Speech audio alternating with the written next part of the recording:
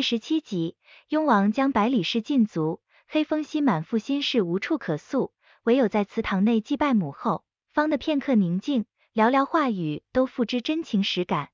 当年先王后去世，二殿下封兰息早已如浮萍无依，可他终究不愿随波逐流，所以才争取来现在的地位，尽管时常感觉到疲惫和孤独。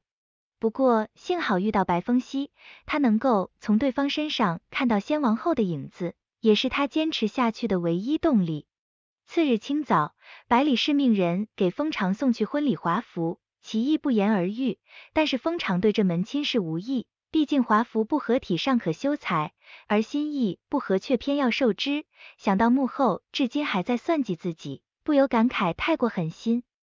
封常越想越觉得气闷，索性独自去集市逛逛，恰巧遇到白风息，发现对方属于门派中人，非常羡慕他们能够无拘无束，同样也对江湖向往已久。白风息劝说封常不必过于关注，江湖虽好亦是凶险万分，可当得知他为成亲所累，于是便表达了自己的看法，从而给到对方启发。先王后忌日当天，雍王与黑风息等人依歌祭礼，怎知轮到百里氏端起酒杯跪在地上，脑海竟浮现昔日种种，突然莫名心虚害怕。恰巧天穹雷声大作，闪电阵阵，吓得百里氏失手打翻酒杯，当场瘫坐在地。封常见状，上前将他扶起。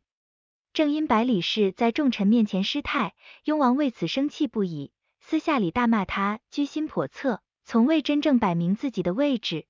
当年百里氏出身卑贱，若非雍王历尽坎坷，与百官对峙良久，又怎能如此成功册封她为王后？怎知她竟不知珍惜回报，反而得寸进尺，看来是在凤椅上坐了太久，已然忘记身份。雍王之所以宠爱百里氏20余年，无非是可怜她为自己吃了许多委屈，所以对于她一次又一次插手朝堂祸乱朝纲，皆是装聋作哑。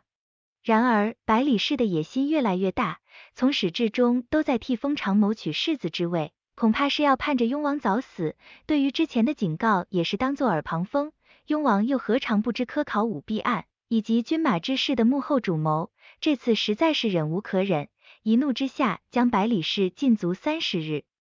考虑到环娘在身边服侍多年，终归是要出府嫁人，所以黑风息表态，他若有心仪之人，便可随时恢复自由身。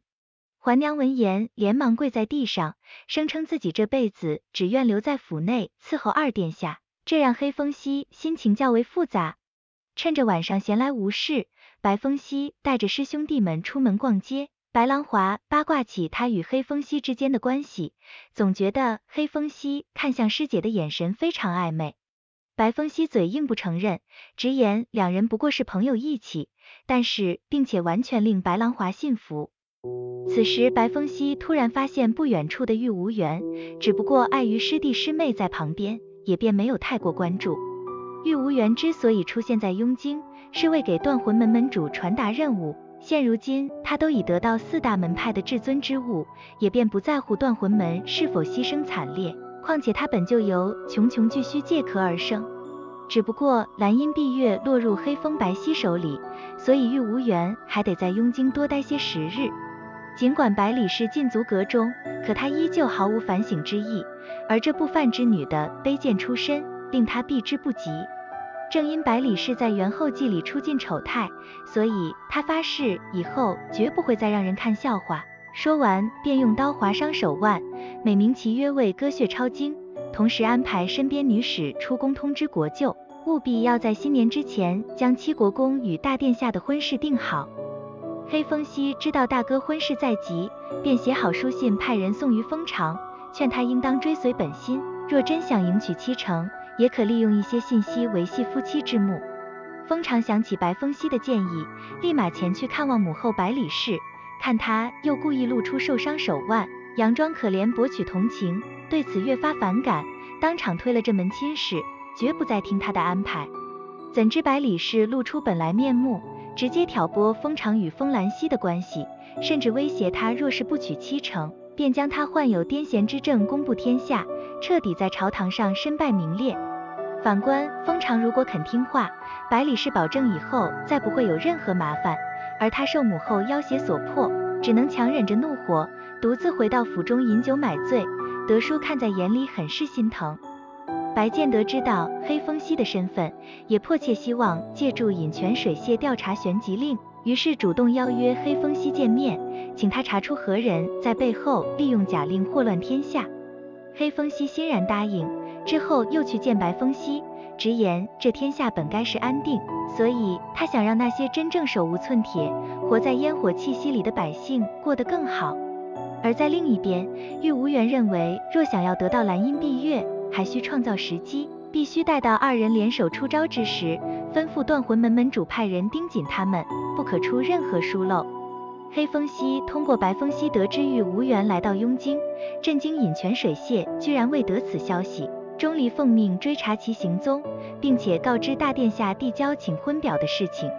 黑风息以为大哥是对自己产生失望才做出这等选择，殊不知已受百里氏胁迫。幽州公主华纯然听闻父王要为她选夫婿，唯有故作镇定的建议应当改为招亲，事后命人调查是谁向幽王谏言。